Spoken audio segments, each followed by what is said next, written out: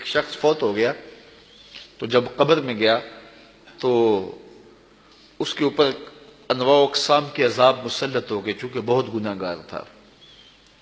تو ایک دن اچانک سارے عذاب موقوف کر دیے گئے اور جہنم کی جانب کھولی گئی کھڑکی بھی بند کر دی گئی اور جنت کی جانب در کھول دیا گیا اور فردوس بری کی تازہ ہوائیں قبر میں آنے لگے.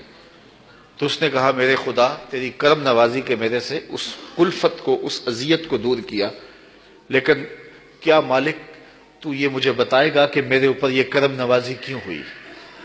تو آواز آئی کہ میرے بندے جب تو مرا تھا تو اپنی بیوی کی گود میں ایک بچہ چھوڑ کے آیا تھا. اب بچہ تھوڑا سا بڑا ہوا ہے تو اس نے اس بچے کو مکتب میں بٹھایا ہے. تو استاد نے اس کو قرآن مجید پڑھانے سے پہلے کہا بیٹا پڑھو بسم اللہ الرحمن الرحیم. تو اس بیٹے نے اپنی توتلی زبان میں مجھے رحمان اور رحیم کہا. مجھے شرم آتی ہے کہ اس کا بیٹا مجھے رحمان اور رحیم کہہ رہا ہے اور میں اس کو عذاب دے رہا ہوں. تو میں نے اس کے صدقے سے معاف کر دیا ہے. تو اولاد اگر رحمان کہے، اولاد اگر رحیم کی بولی بولے تو اللہ کرم کر دے. اور اگر اولاد حافظ قرآن ہو، اگر اولاد عالم دین ہو، اگر اولاد پنج گانا سجدوں کی عادی ہو، میں کہتا ہوں والدین کے لیے روزانہ دعا کرنے والوں پر اللہ کرم نوازی فرماتا ہے. اور جو نمازی ہوگا وہ دن میں کتنی مرتبہ کہے گا ربنا اغفر لی ولوالدی، اے اللہ مجھے بھی بخش دے، میرے والدین کی بھی مغفرت فرما دے. تو خوش نصیب ہیں وہ ماں باپ جن کی اولاد نمازی ہے. اگر آپ نمازی ہیں تو آپ کے والدین خوش نصیب ہیں. آپ کی نمازوں میں روزانہ آپ کے والدین کے لیے دعا ہوتی ہے. اور آپ کی اولادیں نمازی ہیں تو آپ خوش نصیب ہیں کہ آپ کے لیے روزانہ بخشش اور مغفرت کی دعا کی جاتی ہے.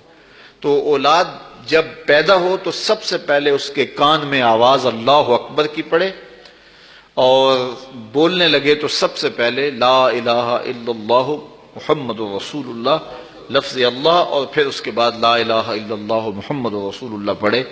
تو یہ اولاد کو آپ تربیت میں دیں گے. بچے کا اچھا نام رکھنا یہ والدین کے ذمے ہے کہ ان کا خوبصورت نام رکھا جائے.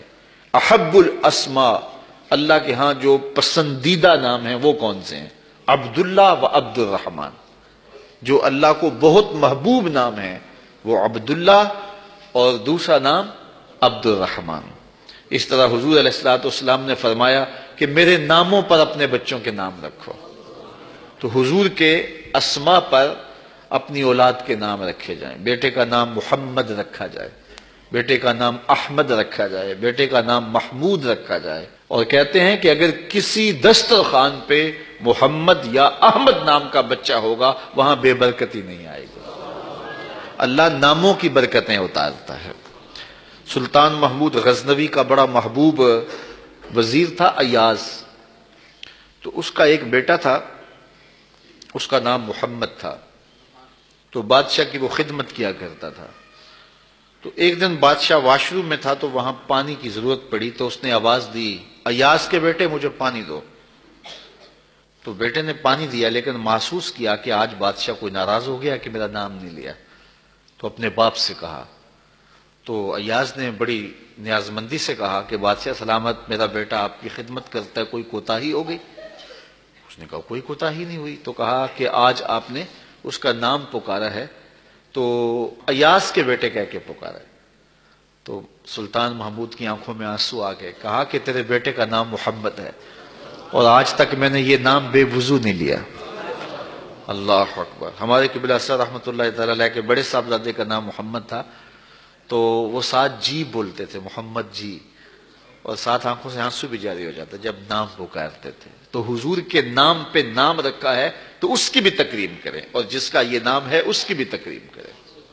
تو اچھا نام رکھنا اور یہ 7ویں دن رکھنا مسنون ہے. ایسا الٹا سیدھا نام رکھنا آج کل لوگوں کو یہ خبط ہو گیا ہے کہ ایسا نام رکھو کہ جس نام کا بچہ دنیا پہ پایا ہی نہ جائے. اور پھر ایسے ایسے عجیب و غریب نام کے جو بے معنی ہوتے ہیں. تو نام حضور کے ناموں پہ رکھو. اسماء باری کے ساتھ عبد کی اضافت کے ساتھ نام رکھو.